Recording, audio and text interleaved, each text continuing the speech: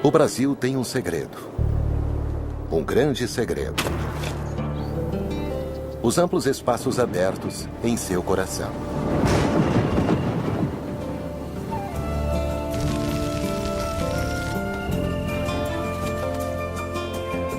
O país é mais conhecido por suas florestas tropicais na Amazônia. Embora menos conhecidas, as planícies centrais são o lar de alguns dos mais extraordinários animais da Terra.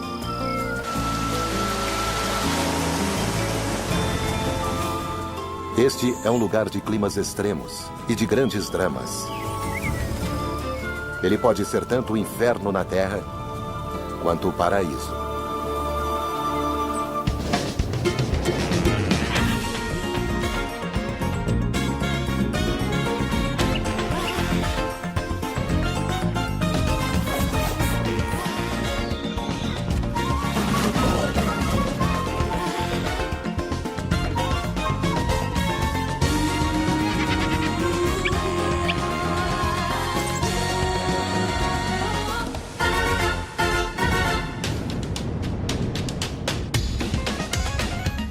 Brasil Selvagem.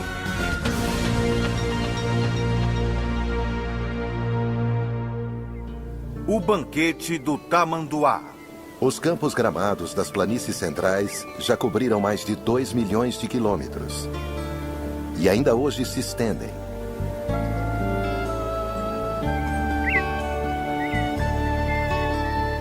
Isso torna esta região do Brasil 10 vezes o tamanho do Serengeti.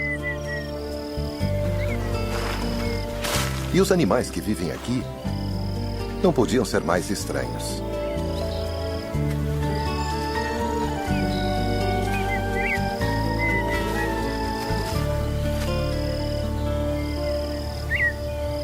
E talvez o habitante mais estranho seja o tamanduá-bandeira. Ele é especialmente adaptado para se alimentar de formigas e cupins. Os cupins são os arquitetos de muitos dos montes de terra que se espalham pelas planícies. Uma parede externa dura protege esses insetos sociais da maioria dos predadores, mas não do tamanduá.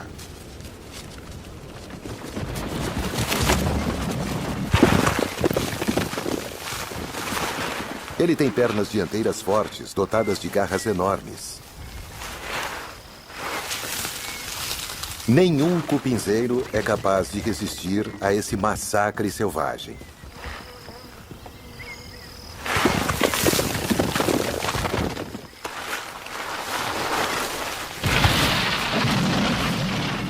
Depois que a parede é rompida, o tamanduá extrai os insetos com sua língua comprida e grudenta.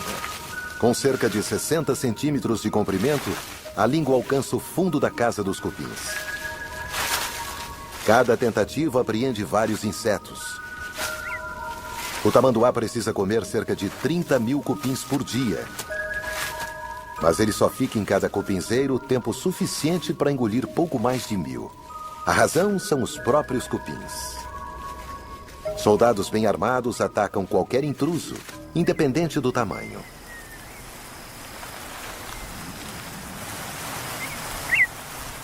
O tamanduá sabe então quando é hora de fugir, talvez apenas pelo número de cupins picando a língua dele.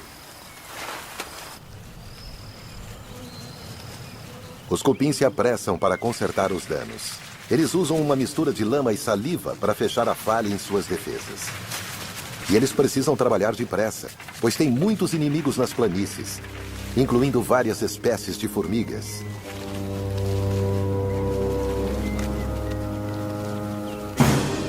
Mas desta vez, os cupins foram lentos demais.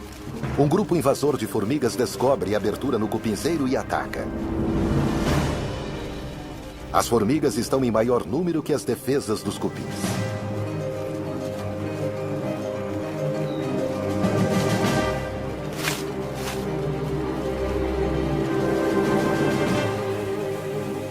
Elas roubam as larvas e os ovos.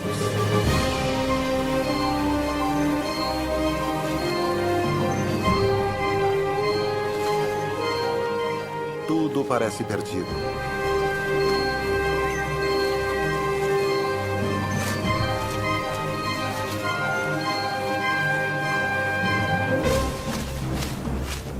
Mas chegam reforços. E os soldados cupins reagem. Seu único papel na vida é defender seu lar. E eles estão preparados para morrer em nome da salvação da colônia.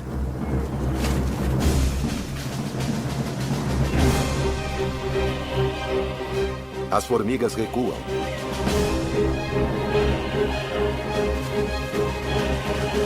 O conflito foi terrível.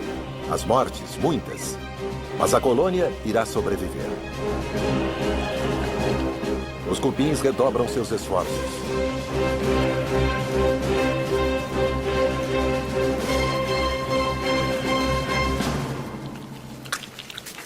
E, finalmente, o cupinzeiro está intacto novamente. O tamanduá caminha mais de 5 quilômetros por dia sobre as estranhas patas com garras, apenas para satisfazer sua fome por cupins. À medida que se desloca, ele encontra outros animais bizarros das planícies.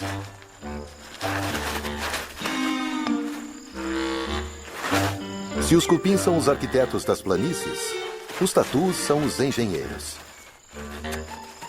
Eles estão constantemente cavando, tanto em busca de alimento quanto de abrigo.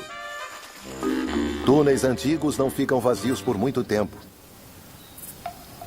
Corujas buraqueiras logo reclamam estas residências.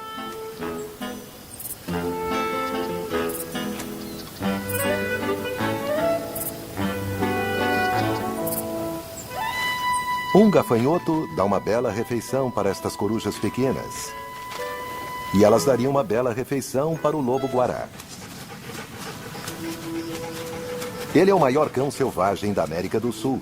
E mesmo assim passa a maior parte de seu tempo perseguindo insetos, assim como as corujas.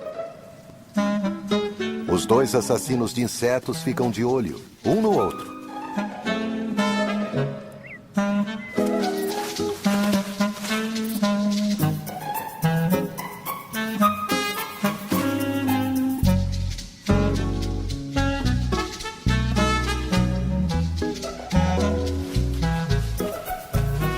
O lobo-guará precisa caçar sozinho, pois aqui não há rebanhos de grandes vegetarianos para sustentar uma alcateia.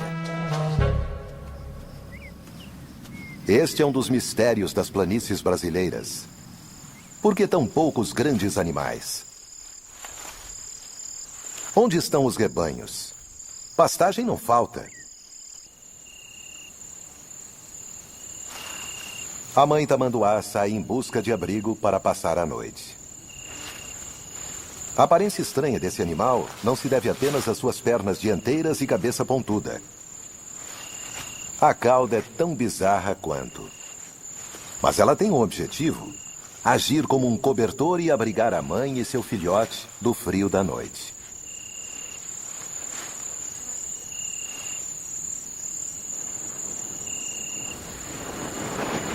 Depois de uma longa caminhada em busca de cupins, a mãe precisa dormir. Mas o filhote não pensa bem assim. Ele quer brincar.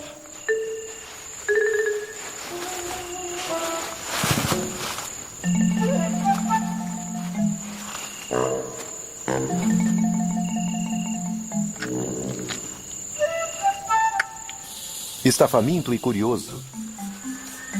Uma combinação delicada para a mãe.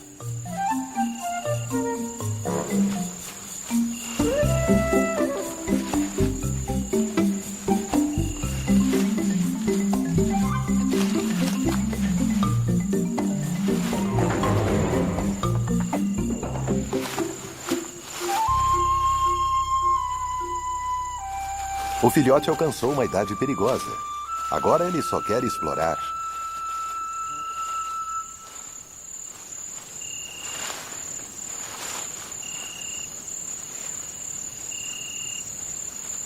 Por enquanto, ele está contente de ficar aquecido junto à mãe.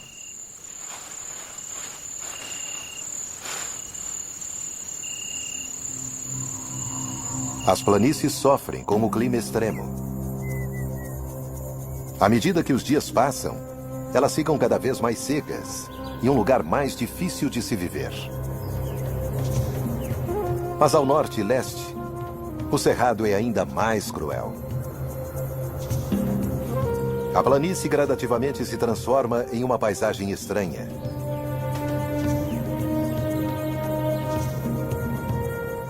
Aqui as secas são comuns e nada é garantido, exceto as dificuldades. Os afloramentos rochosos se erguem como fortalezas na paisagem. Eles são o lar de grupos de macacos prego.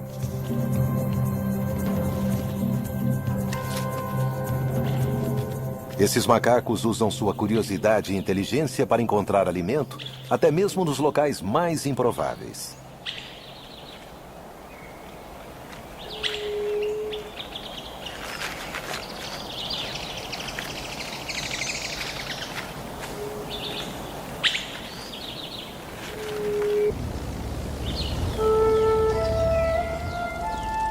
No momento, os beija-flores se juntam aos macacos em sua fortaleza rochosa.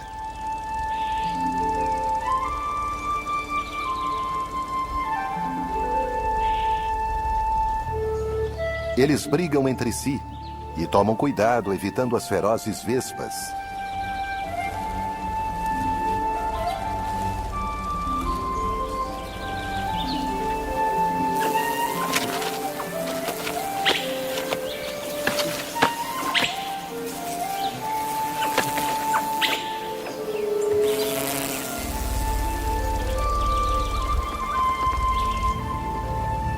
E depois partem, deixando as rochas para os macacos, pois este lugar árido é o lar deles.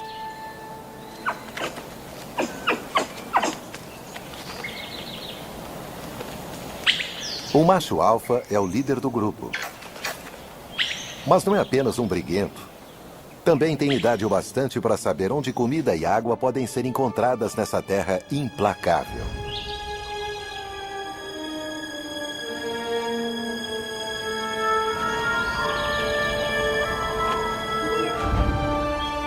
A chuva escassa que cai se acumula na base dos penhascos e aqui as fontes oferecem uma água preciosa.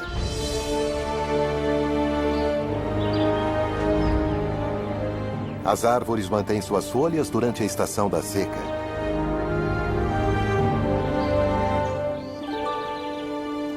O macho alfa levará seu grupo para a Terra Prometida, mas o caminho não é fácil. As fontes estão secando.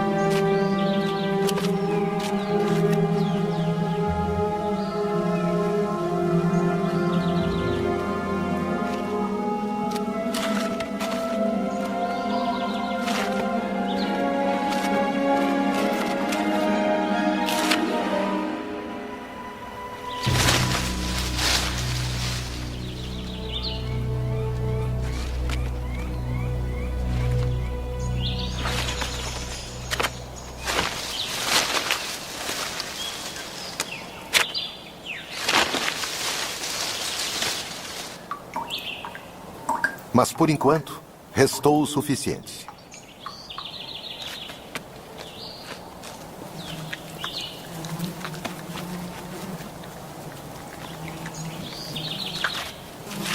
Restou alimento também.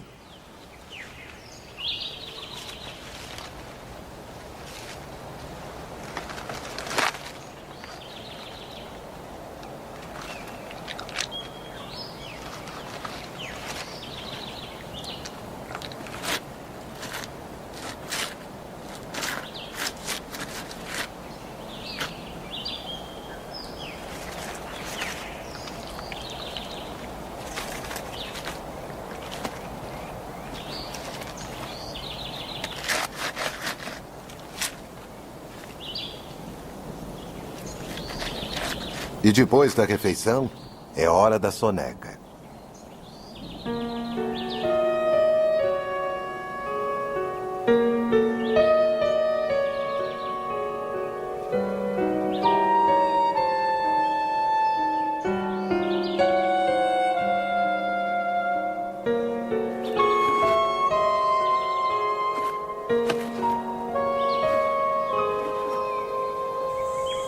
Perto dali, outros animais encontrados apenas no seco Nordeste encontram modos de conviver com os problemas dessa terra austera. Os mocós vivem em um harém com um único macho e várias fêmeas e seus filhotes.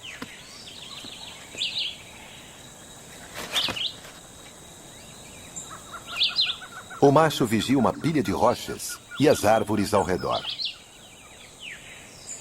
Elas se beneficiam da água da chuva que chega até suas raízes e, assim, mantêm suas longas folhas depois que outras perderam as delas.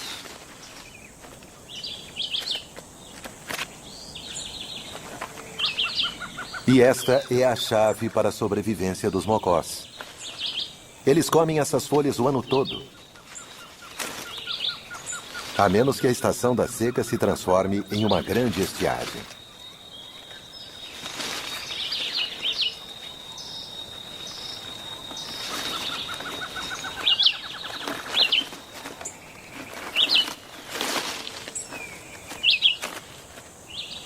Os mocós dividem sua toca rochosa com outras criaturas, algumas tão especializadas em viver entre as rochas quanto eles próprios.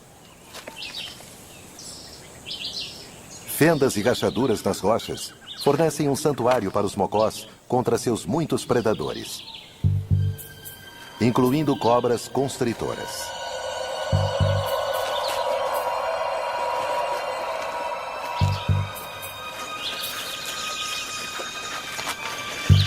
A cobra se aproxima e os mocós dão um alerta, avisando os outros mocós ao redor da pilha de rochas.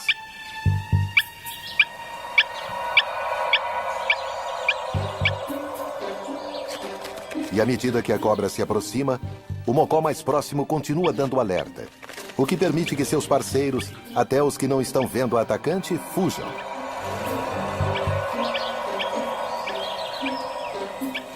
Com este avançado sistema de alerta, os mocós sobrevivem para poder comer um outro dia.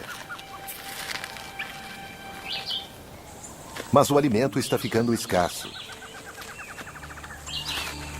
As chuvas agora são uma memória distante. Os macacos descascam as árvores em uma busca desesperada por insetos.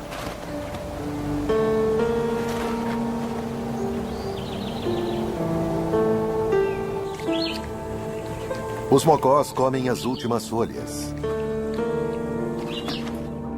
A maioria das árvores ao redor de sua toca está seca, e as chuvas poderão demorar meses.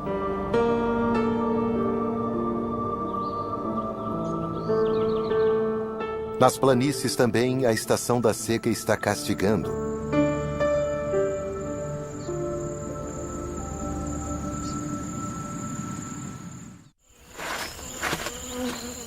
O tatu raramente aparece. Ele é um animal normalmente noturno, mas a fome o fez sair da toca sob o calor do dia. Todas as criaturas estão esperando pelas chuvas. Mas por enquanto, a vida segue difícil. O tamanduá fêmea carrega seu filhote em sua busca infinita por alimento. Ela não enxerga bem, mas encontra os cupins com a ajuda de seu excelente olfato. Tanto os cupins que vivem em cupinzeiro, quanto os que vivem no subsolo.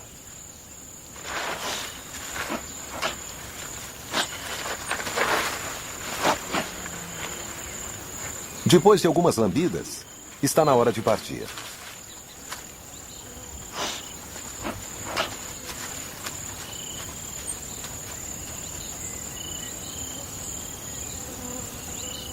Sob uma temperatura constantemente fria e escuridão perpétua, as muitas dezenas de milhares de cupins cegos cuidam de seu trabalho. Cada um deles tem um lugar e um papel nesta complexa sociedade governada por uma rainha.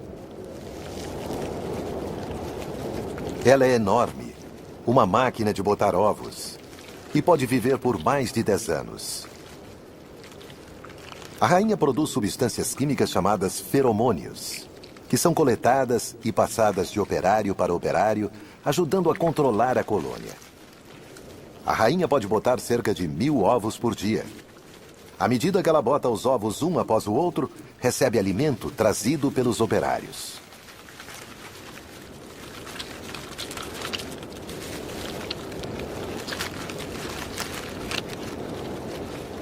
Os ovos são levados para câmaras especiais e recebem cuidados dos operários.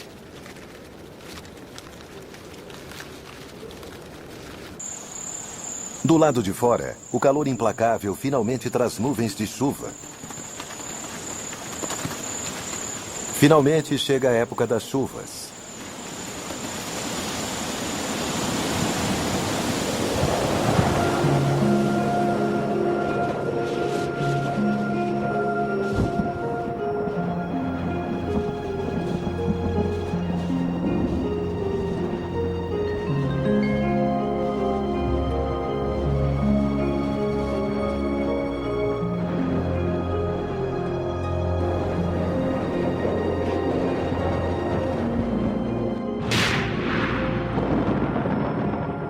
Mas em vez de água, os relâmpagos trazem fogo.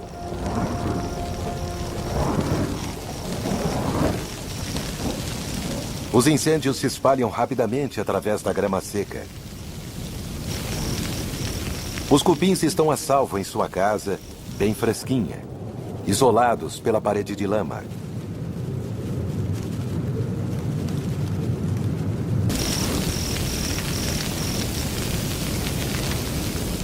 Mas outras criaturas não têm tanta sorte.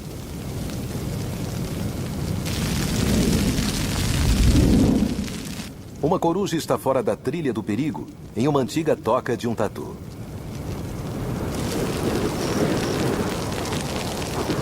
O fogo se alastra, levado pelo vento.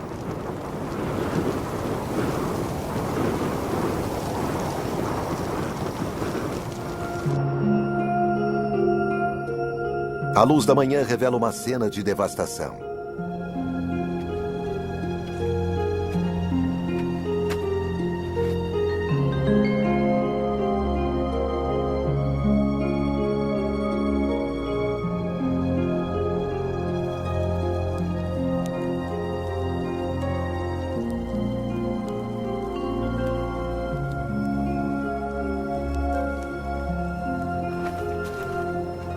O tamanduá procura por seu filhote.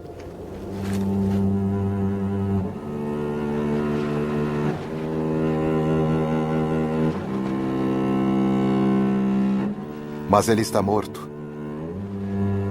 Vítima do incêndio alimentado pelo vento.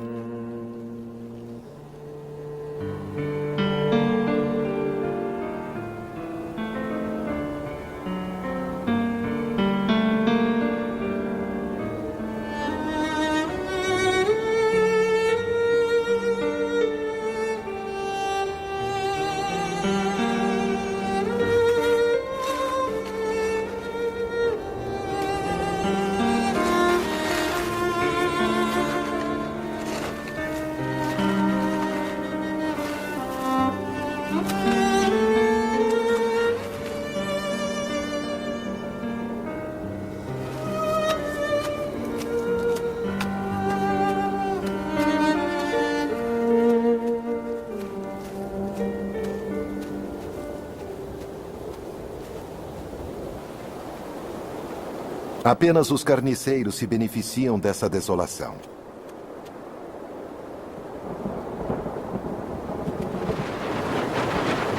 Outros relâmpagos. Mas desta vez eles trazem a chuva, a tanto esperada.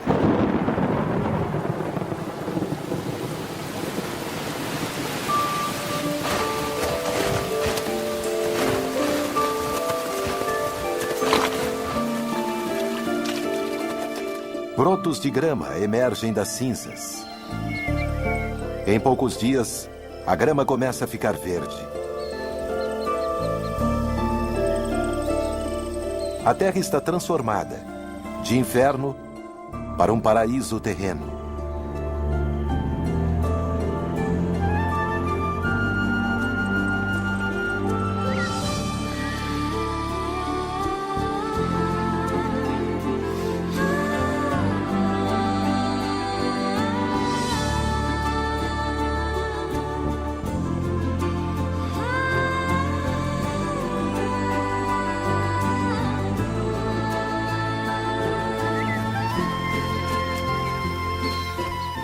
As plantas crescem rapidamente e a vegetação exuberante alimenta uma grande variedade de insetos.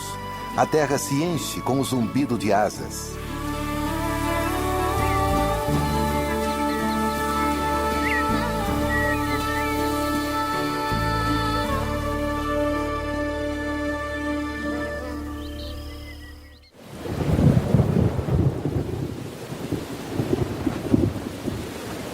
E a chuva continua durante semanas.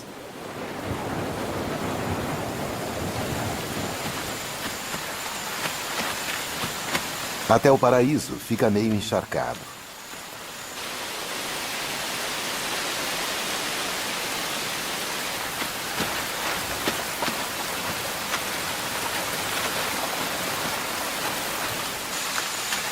Agora os reis e rainhas dos cupins fazem seu voo inaugural. Eles esperaram que as chuvas amaciassem o solo antes de acasalar e encontrar novas colônias no subsolo.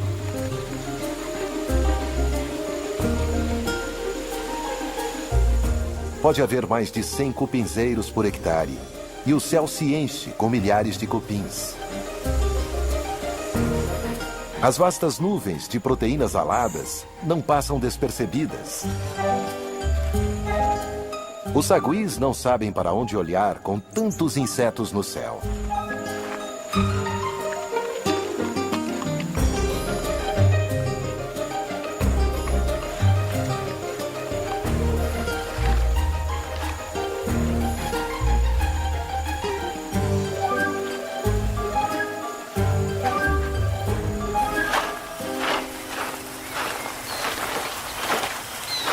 Os tamanduás tiram o máximo proveito desse breve momento de abundância e se refestelam com os cupins alados.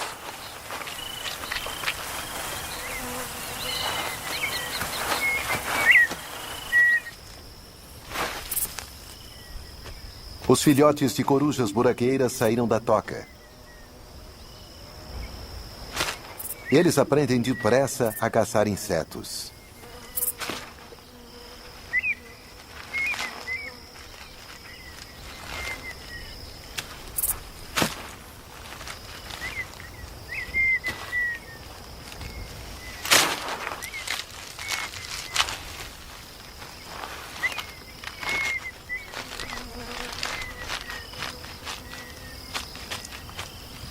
Mas um besouro é grande demais para essas jovens aves. Elas precisam descobrir mais sobre seu novo mundo, incluindo o que representa perigo. Um grande falcão representa uma ameaça, e os filhotes da coruja voltam para a segurança.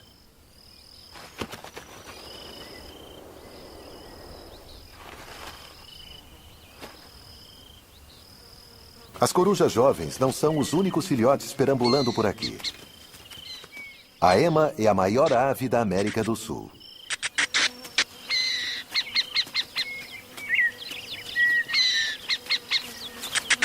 E o macho é quem fica de olho nos filhotes.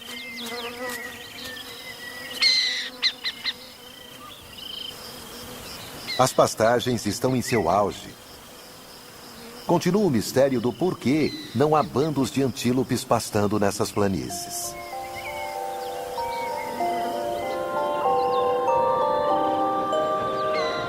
Mas é nas noites úmidas da estação de chuvas que acontece um extraordinário espetáculo. Os vagalumes lotam as paredes externas das casas dos cupins.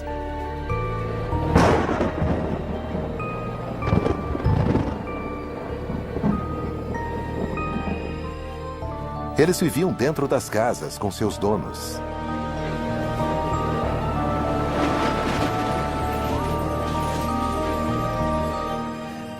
E agora as luzes deles atraem insetos que por ali passam.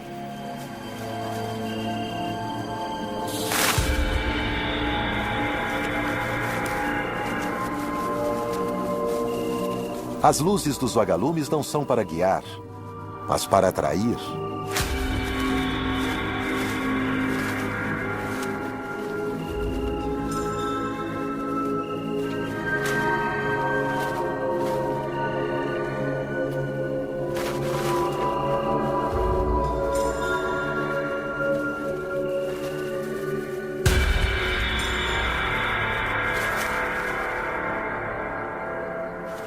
Essa exibição dura várias semanas.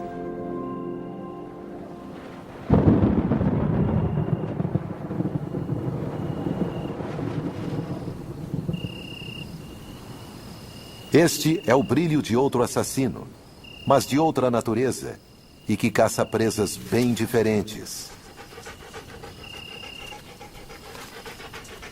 Os lobos-guarás são ativos durante a noite, seu período favorito. O lobo sentiu cheiro de comida, mas não são insetos. É uma fruta.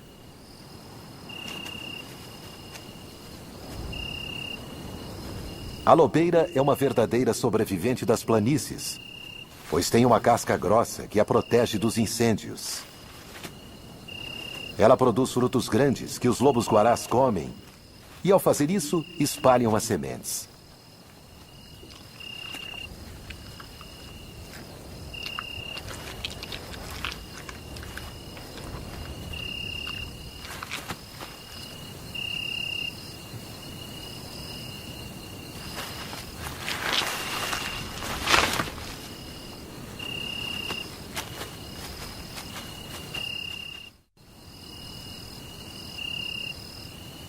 Outras criaturas também saem à noite.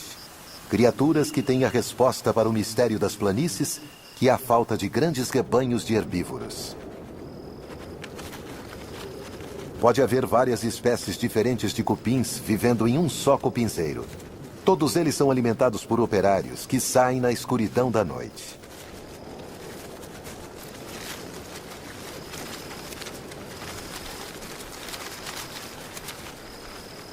As diferentes espécies trabalham de maneiras diversas. Algumas constroem trilhas cobertas, outras viajam no subsolo. Mas todas evoluíram para ingerir alimentos de baixa qualidade, grama viva e morta, madeira e raízes de plantas.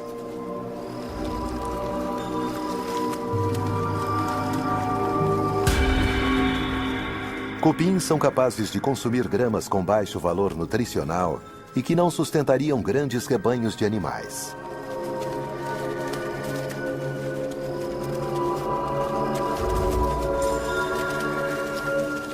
Este pode ser o segredo dessas planícies vazias.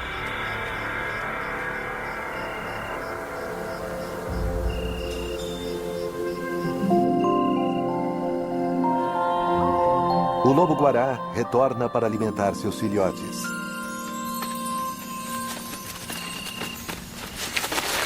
Eles dependem do alimento trazido pelos pais.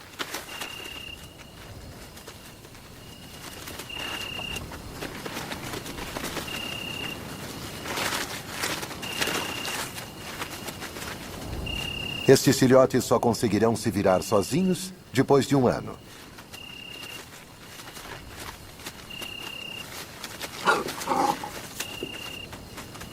Logo, esta época de abundância terminará. E os jovens enfrentarão a estação da seca pela primeira vez. Mas por mais dura que a vida tenha se tornado aqui, nada se compara às condições do Nordeste.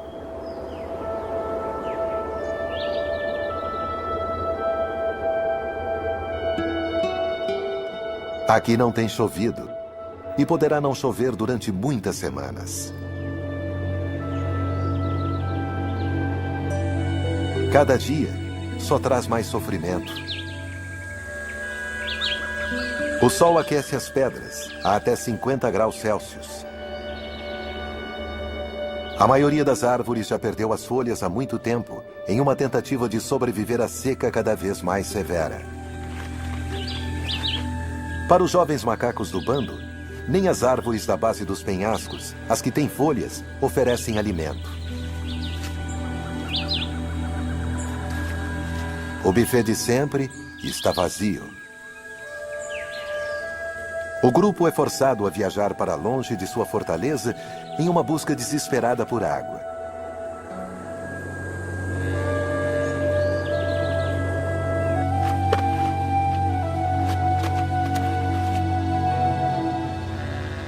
Eles conhecem uma árvore que produz esses frutos estranhos.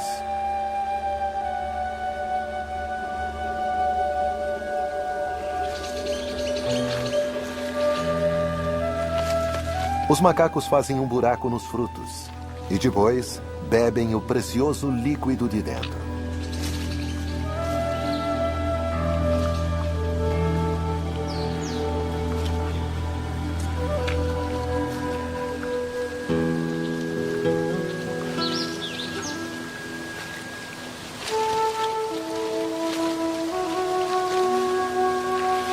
Revitalizados, eles saem em busca de alimento.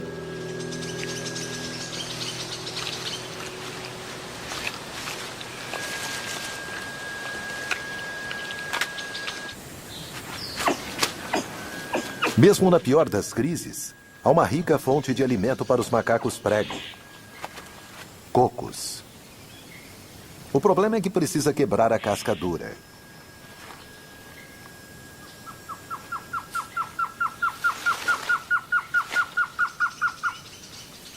Os jovens sabem os princípios, mas ainda não dominaram a técnica.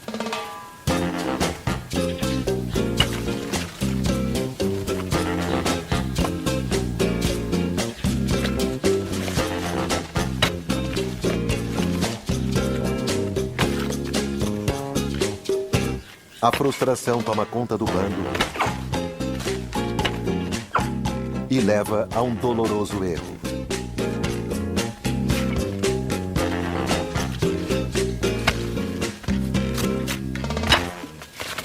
Os jovens aprendem com seus erros observando os machos adultos em serviço.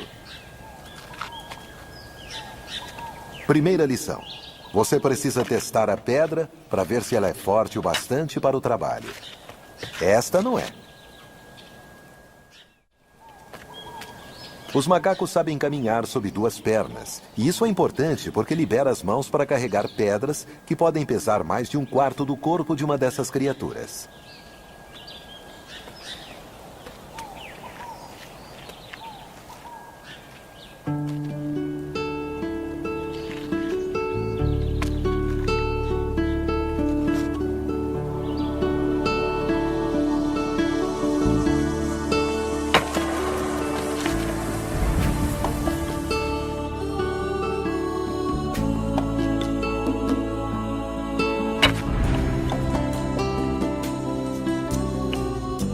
Talvez sejam necessárias mais de 10 tentativas antes do coco rachar.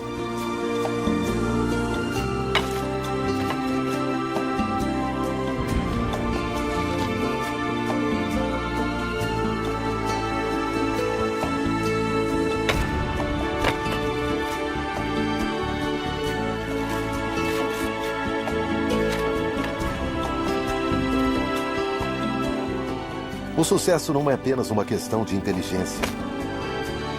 Pois quanto maior o macaco, mais pesada é a pedra que ele consegue levantar.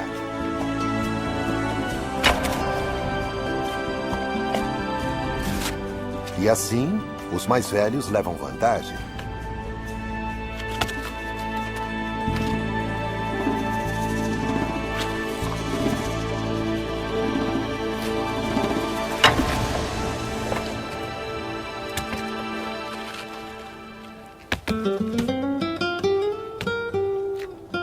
Finalmente, sucesso.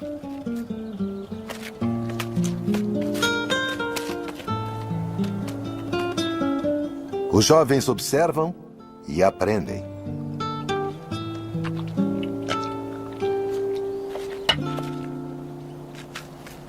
Os macacos prego, com sua inteligência, encontram uma maneira de viver nesse local difícil, mesmo durante a pior das secas.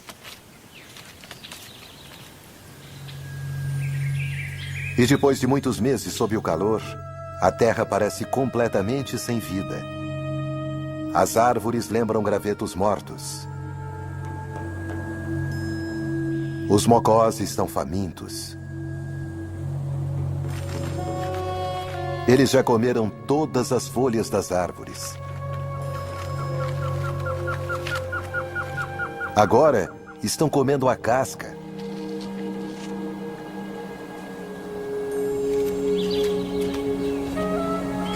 As criaturas do norte são capazes de suportar grandes privações.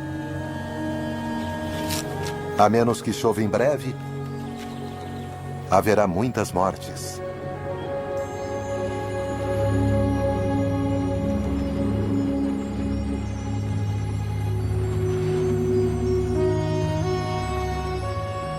As primeiras nuvens, depois de muitos meses.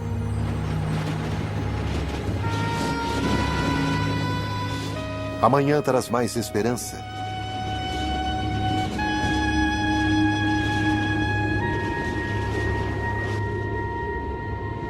Um som que não se ouve há mais de um ano. A chuva sobre as rochas quentes.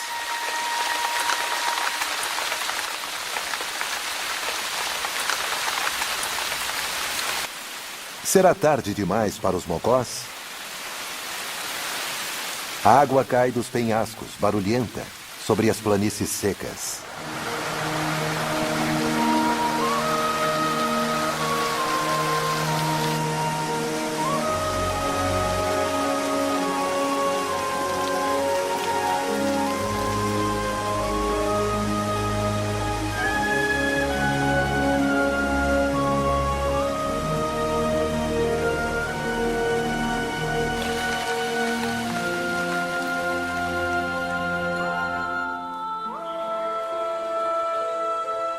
Depois de alguns dias, a chuva transformará essas planícies rochosas.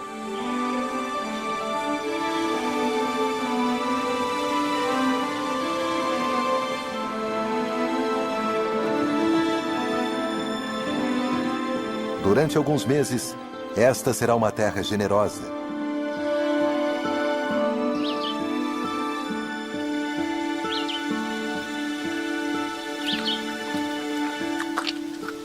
Satisfeitos, os jovens macacos agora têm tempo para brincar.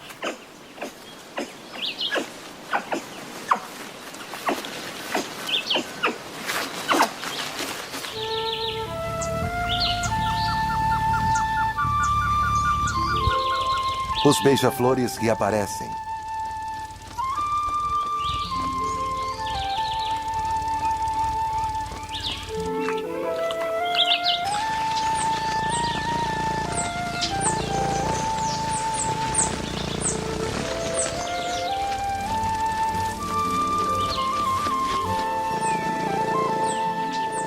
Quando a estação da seca voltar, eles partirão, deixando a terra para seus verdadeiros residentes.